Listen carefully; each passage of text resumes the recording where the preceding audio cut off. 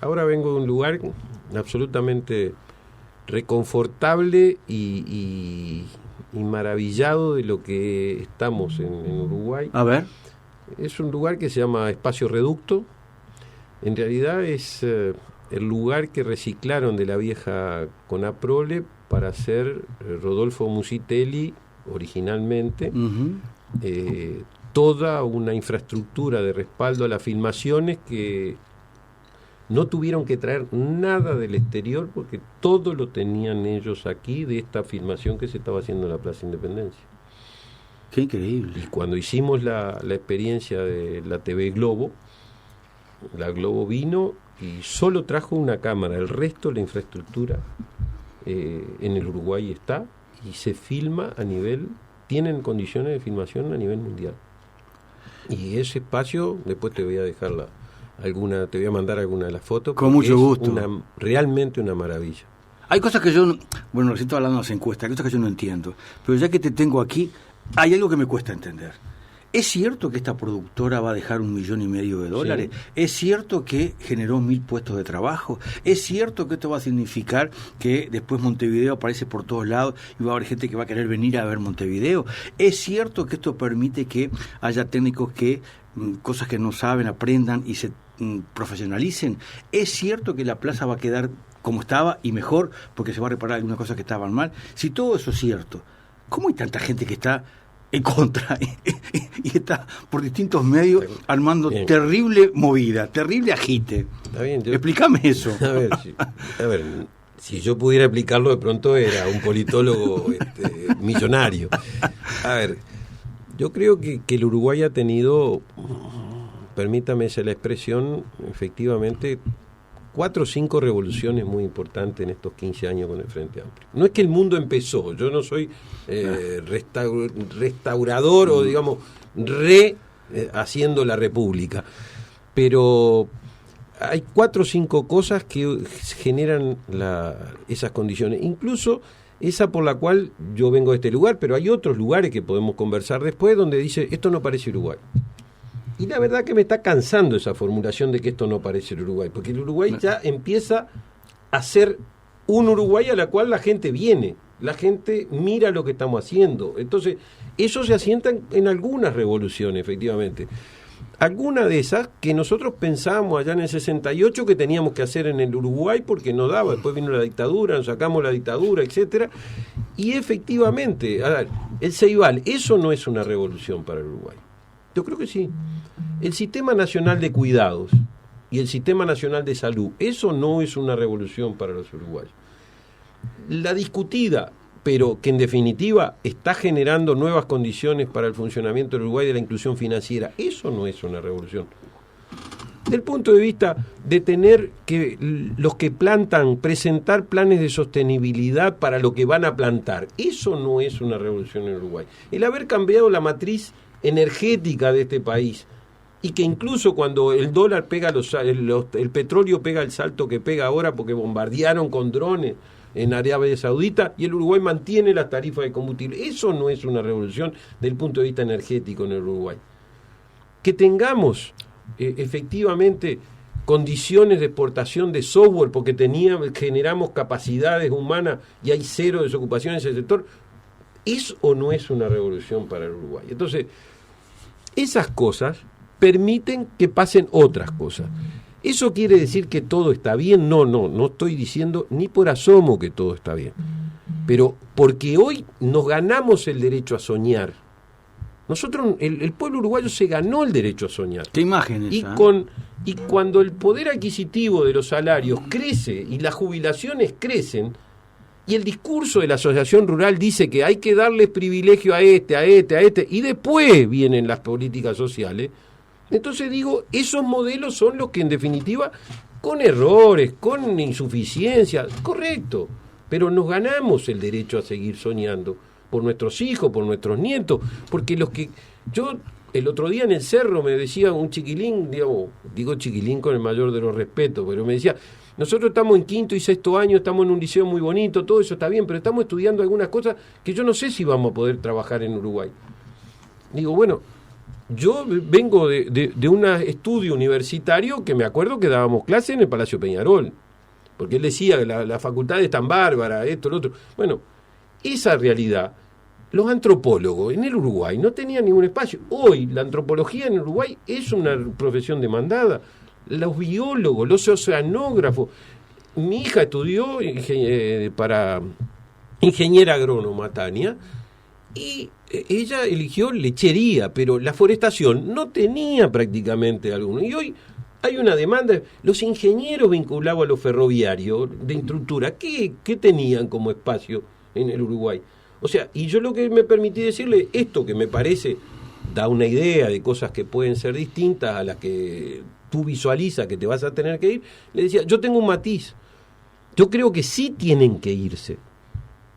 Lo que tenemos que generar las condiciones para que puedan volver y aplicar lo que van a volver, porque no se logra desarrollar profesionalmente in totum o en forma importante sin conocer mundo. Hoy de mañana estoy escuchando, porque salió en la prensa, un estudio de neurociencia de la Universidad de Humboldt, donde un uruguayo de 34 años forma parte. Y lo contactaron y estaba en Boston. Entonces, esas cosas tienen que seguir pasando, por suerte. Entonces, esas son cosas que cuando Tabaré decía que iban a temblar las raíces de los árboles, yo creo que sí. Temblar las raíces de los árboles quiere decir una sociedad que discute absolutamente todo, con errores y con acierto. Pero lo que sí tengo que ver es que como tendencia, hoy los uruguayos tienen una salud que no tenían. Tienen las posibilidades de trabajo, a pesar de que ahora tenemos algunas dificultades, que podemos hablar después de eso para no hacer esto muy largo, pero que el Uruguay es otro país. Es otro país. Cuando teníamos un PBI de 11.000 millones y hoy tenemos de 60.000 millones, y cuando decimos la enseñanza, el PBI 4,5, no es el de 11.000 millones el 4,5, es de 60.000 millones. Y cuando el otro día yo decía cuánto se está aplicando a la salud, ese es el Uruguay, que no es idílico y que de pronto para un especialista hay que esperar en determinadas cosas, vos está bien, excepto, y que incluso las mutualistas que antes eran bárbaras, el que sea, cuando creció toda la incorporación de la gente, tenemos que de pronto no las mismas condiciones. También es cierto, pero no hemos ganado el derecho a seguir soñando. Y a mí me parece que eso es muy importante y es lo que se juega en octubre y es lo que se juega en noviembre, sobre todo mirando para los costados, ¿no? Perdón por lo largo. Pero me quedé con esa imagen, la voy a compartir después en las redes. Está buena, nos ganamos el derecho a seguir soñando. Te estaba escuchando con mucha atención cuando hablabas de la energía. El otro día con unos amigos les decía, pensá que estamos exportando energía. Yo no puedo creerlo, de la dependencia que teníamos. ¿Te acordás de los apagones programados? Que ¿Te acordás de los apagones programados? Argentina quisiera vender, acá cuando exportándoles nosotros. Viene una inundación y entonces quedan 30.000 hogares por 24 horas, 48. Sí. Entonces ya eso, los estándares de Uruguay, con los que hoy la gente piensa que se vive, están mucho más arriba. O sea, ese muchacho, Matías, en el cerro el otro día, el boleto lo tuvo gratis para ir y es normal que así sea y está bien, ya eso no es discusión en el Uruguay y quien quiera discutir eso va a tener un gran problema, ¿no? Y que los locales, ahora se aprobó la construcción de 44 CAIF y más liceos y demás, y eso va a pasar en los próximos 3 años y los 270 kilómetros de ferrocarril hasta Paso de los Toros va a pasar en los próximos 3 años. Y cuando tú vas, ayer estaba viendo cómo quedó la Ruta 7, en la cual volqué hace 2 años. ¿Está bien?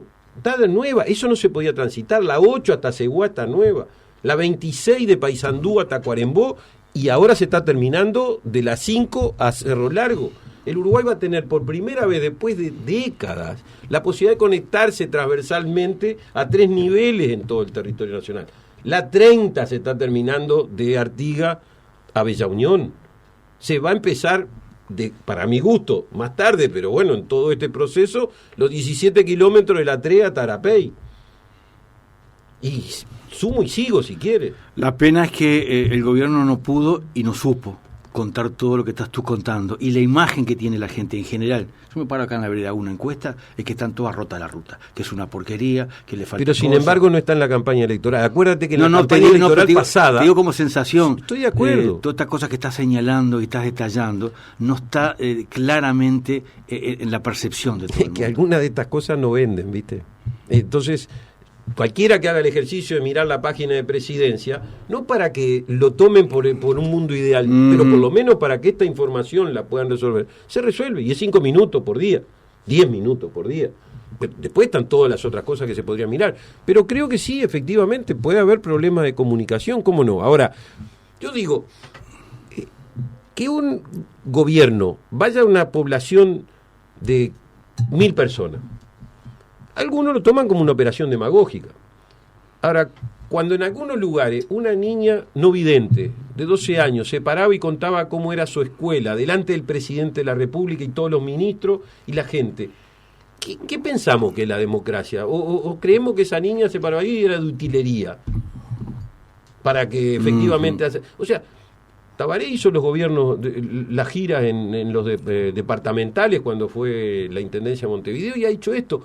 Probablemente no sea una fórmula ideal, probablemente efectivamente no es. Ahora, generar condiciones para que la gente, los propios ministros y los equipos de gobierno, hay todo un día donde salen al interior o salían a esos lugares y recibía a todo el mundo que quería, aún para preguntarle por qué estaban haciendo o no estaban haciendo las cosas, o para criticar determinadas cosas. ¿Y cuántas veces se pararon en ese lugar gente que no estaba de acuerdo con alguna cosa y lo manifestaba?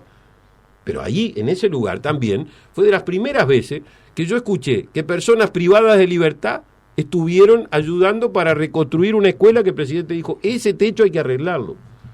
¿Y eso qué pasa? Yo miro hoy lo que es la política argentina, lo que está pasando en Brasil. Desgraciadamente otra vez la izquierda no llega a acuerdo en España y van a ir a elecciones, ¿no? O Grecia, que hizo en el medio una crisis y demás y después gana la derecha. O sea, estamos en este Uruguay y lo estamos, por eso digo que nos ganamos el derecho a soñar. Es cierto lo que tú dices, y a mí también, porque yo también camino por la calle y me choco con la gente, ¿no? Entonces, que la gente me dice esto, ¿por qué? ¿Y por qué no lo dicen? ¿Y por qué? Está bien, es cierto. Ahora, también hay que separar la paja del trigo en el momento en que uno tiene que definir para dónde va a seguir caminando. Estoy recordando, porque el otro día justo participé en una discusión donde recordaba esto, Tabaré Vázquez en la primera intendencia salía a recorrer los barrios, porque el Radio Mariano transmitió en alguno de esos barrios. Y estoy pensando ahora que allí fue donde yo te escuché a ti hablar de turismo social. Por primera vez. Bien. El turismo social, volviendo con lo de la plaza, que va a venir más gente a visitarnos. El turismo que viene de afuera, somos turismo receptivo. Pero el turismo social es que nuestra gente también pueda vacacionar dentro de fronteras. Eso es la primera vez que te escuché el término. Sí. Pues no sabía que existía el turismo social. Es cuando tú y Kitty Chan en la Intendencia estaban tendiendo puentes con esa realidad, que hoy habla de miles de personas. Pero fíjate que eso fue en 1991, 1992. En la ley de turismo que se aprueba en 2014, es cuando por primera vez el turismo es considerado derecho humano, como plantea la Organización Mundial del Turismo, y donde se establece específicamente un área que es el turismo social. Y el turismo social no quiere decir subsidio, que en algún momento tiene que darse y no es una mala palabra. Lo que significa es generar condiciones para que personas que normalmente no acceden al turismo lo puedan hacer, sea porque hay que organizarlo, sea porque hay que facilitar infraestructura, sea porque efectivamente se subsidia, o sea porque hay infraestructuras como en Colonia Raigón, donde la piscina era un tanque australiano y hoy hay una piscina de última generación. Magnífica. Para las personas con discapacidad o lo que sea. Entonces, eso a veces lleva tiempo. Yo creo que efectivamente acá vale un poco el dicho campero, aquello de que no por mucho madrugar amanece más temprano. A veces en la vida de uno 13 años, 15 años son mucho. En la vida de un país no es, y el que está desocupado hoy no le preocupa lo que va a pasar en los próximos 5 años, le preocupa qué va a llevar de comida a su casa en determinado momento. Ahora, cuando efectivamente el seguro de paro tiene las características que tiene, cuando efectivamente las domésticas tienen registro en el BPS, el peón rural tiene 8 horas, es porque hubo una revolución en este país, hermano. No tiene otro nombre eso. No tiene otro nombre. ¿Eso quiere decir que la revolución automáticamente genera una forma de vida paradisíaca? No quiere decir eso. Pero quiere decir que hay determinados lineamientos, determinadas rutas por las cuales se transita. Y esas son las que yo aspiro a que se mejoren.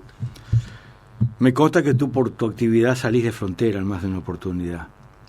¿Cómo te sentís cuando ves en otras partes en el mundo gente que mira con admiración lo que pasa aquí en Uruguay y con preocupación lo que pueda pasar ahora el último domingo de octubre? ¿Cómo te sentís?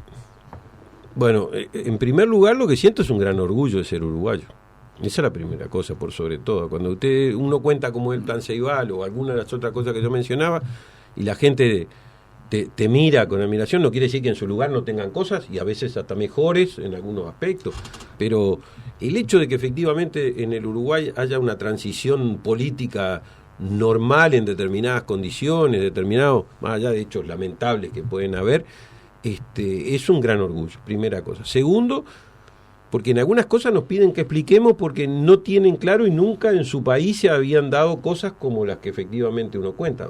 Voy a tomar un ejemplo, la trazabilidad de la carne, ¿no es cierto? O sea, en un momento en que la seguridad alimentaria en el mundo es un problema, que el Uruguay tenga la trazabilidad, como la tenemos, es un valor por lo cual están pagando por arriba de otros mercados, de lo que le pagan a otras carnes en el mundo. Entonces, eso es un gran...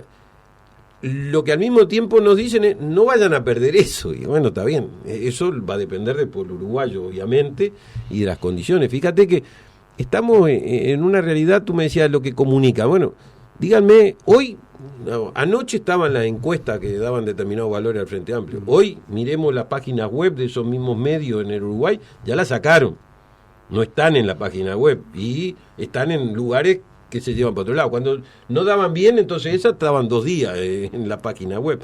Pero eso ha pasado con todo, realmente. Yo, lo cortés no quita lo valiente. Es un error del gobierno del Frente Amplio no haber construido medios alternativos.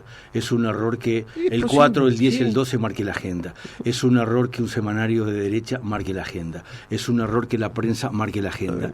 Es un error. Ayer no se supo operar, no se supo trabajar, no se supo crear, no hubo inventiva. Penosamente, seguimos estando en manos de los mismos.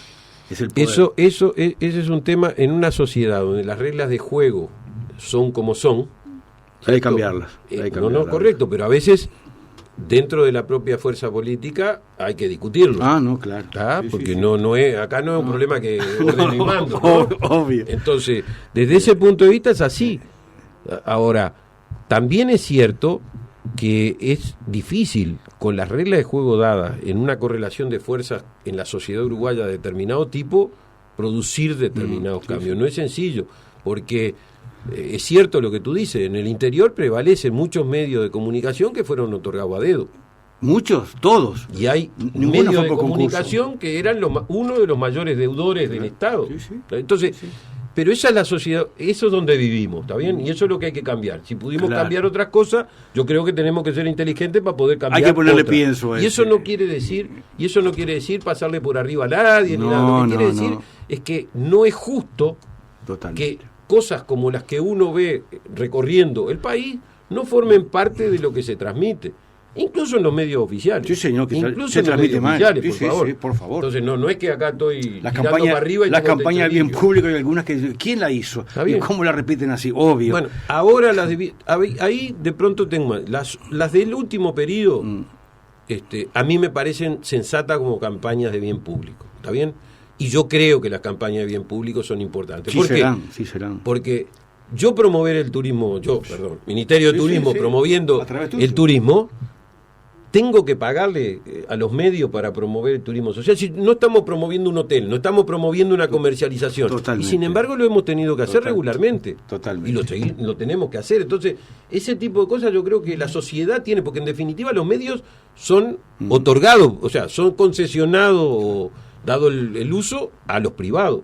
Eso no tengo problema. Ahora, de alguna manera, cuando hemos tenido alguna dificultad de que hay que promover contra el dengue, que hay que promover contra cosas, yo tengo dudas de que efectivamente sea correcto que los medios tengan ganancias a partir de eso. Es un disparate. No quiero decir de pronto que tenga que ser gratis, pero hay que encontrar caminos de otra naturaleza. Es un tema apasionante. ¿Cómo no? Penosamente en el gobierno he encontrado yo y en la fuerza de izquierda voces que me dicen: Alberto, no bromes más con el tema medios. El Frente siempre ganó a pesar de tener todos los medios en contra. ¿Para qué inventar medios? ¿Para qué cambiar esto? Vamos a dejar las cosas como están. Esa voz conformista y suicida, yo la he escuchado en más de un...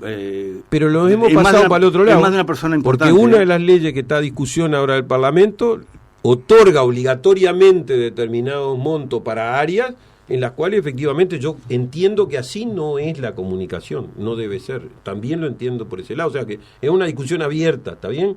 Y creo que es legítimo tener distintas opiniones y ver cómo se manejan.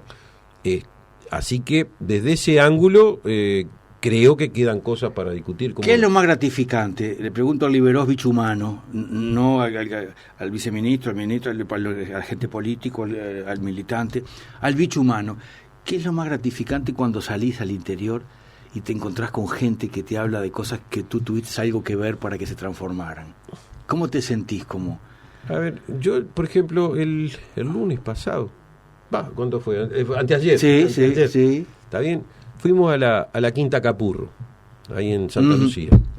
Lugar precioso. Y yo veía cómo las funcionarias municipales de ese lugar, en función de un proyecto donde se unieron esfuerzos de la OPP, de la Intendencia, del Ministerio, están transformando algo que era una cosa abandonada, horrible. Se recicló lo que era la casa de los caseros, y se está haciendo todo un sendero a través del jardín, que yo recomiendo dentro de 2 semanas, cuando la primavera esté un poquito más consolidada, que vayan a pasear por debajo de las glicinas que hay ahí, ¿correcto? Pero todo un sendero para personas con discapacidad y un grupo de señalética que tiene que ver con sistema braille para personas no videntes, etcétera. Entonces, cuando uno ve con la pasión que te lo cuentan las funcionarias y el esfuerzo que se está haciendo ahí, y sabés que por ahí pasaron 6.000 personas el año pasado y que esperan en esta próxima actividad de patrimonio 3.000 personas, la verdad que uno siente que participó de un esfuerzo colectivo que vale la pena. Y eso es lo que siento. Hay otras cosas en las cuales, digamos, hasta por una coyuntura, por un hecho particular, es venir alguien y decir, tu padre salvó a mi madre y por eso yo estoy aquí. Entonces esas son cosas que también las he vivenciado a través de todo el recorrido, o en Artigas. Esto fue ya con el voto verde, cuando vino alguien y me dijo, la camilla del consultorio de tu padre la tengo yo, un médico de Artigas.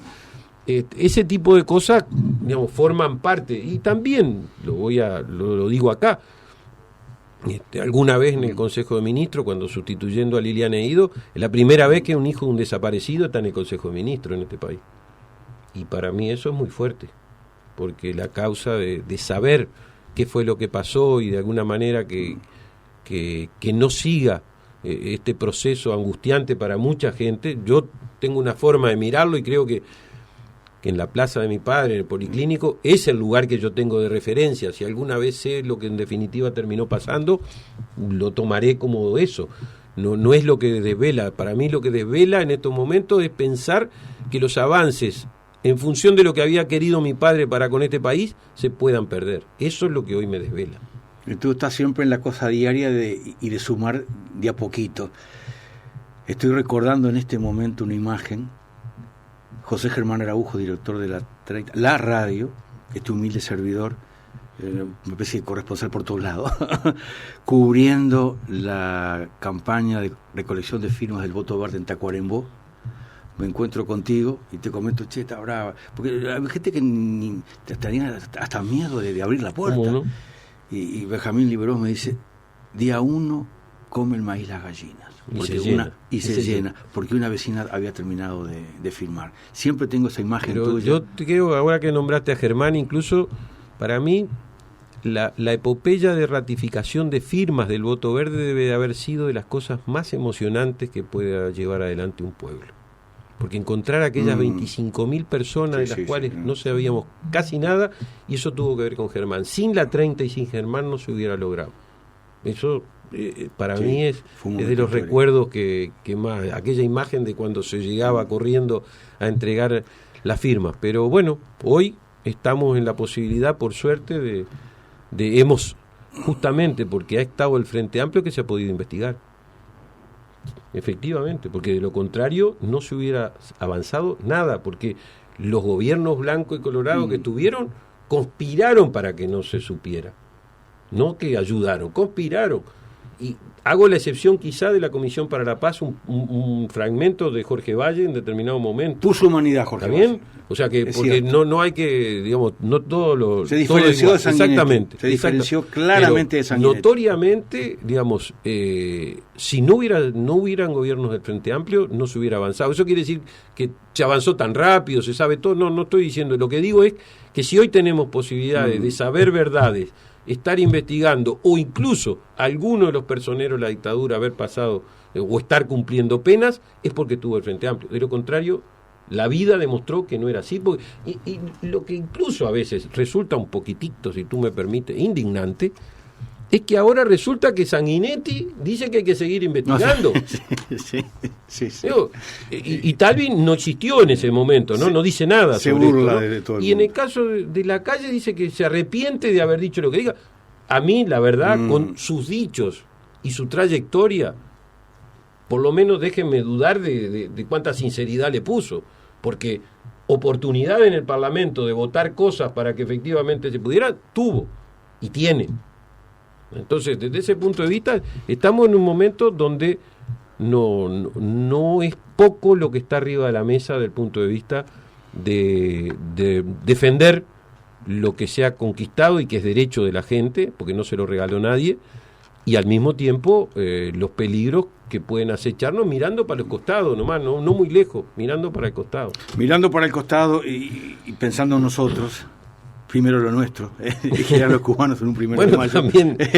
Pero sin sacar a nadie, primero lo nuestro, pero abriendo con generosidad las manos y las ventanas para todos en todas partes del Porque mundo. fuimos producto también de la generosidad y de la ayuda. Pero pensando en los entornos y en el cierre de la charla, le pregunto a Benjamín Liberó, porque se viene una temporada que va a estar brava, porque vienen menos argentinos, pero desde el gobierno se generan una serie de medidas, pero también desde el área que trabajas tú, han logrado algo que siento que tampoco se sabe en su dimensión, cómo se diversificó el mercado, cómo gente de otros países, en porcentajes, es decir, en números cada vez más importantes, nos honran visitándonos.